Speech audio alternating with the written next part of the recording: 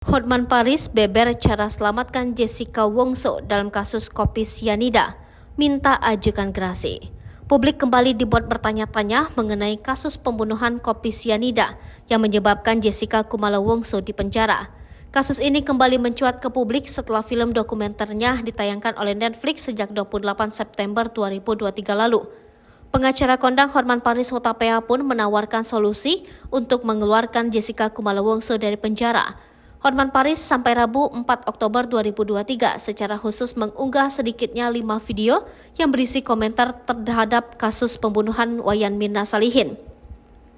Dalam kasus pembunuhan yang diduga terjadi di sebuah kafe di Jakarta Pusat tersebut, Majelis Hakim memvonis Jessica pidana 20 tahun penjara. Melalui sebuah video, Hotman Paris Hutapea memberikan solusi untuk membebaskan Jessica Kumala Wongso dari penjara.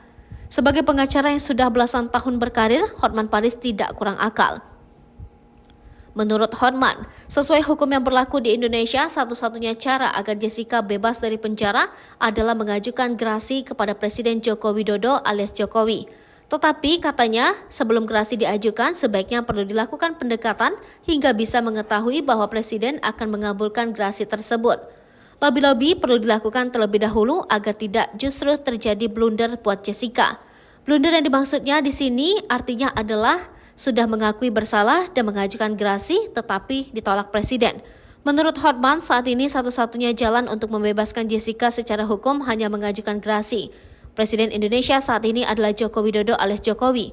Artinya jika gerasi diajukan saat ini, maka Presiden yang dimaksudkan tentu Presiden Jokowi.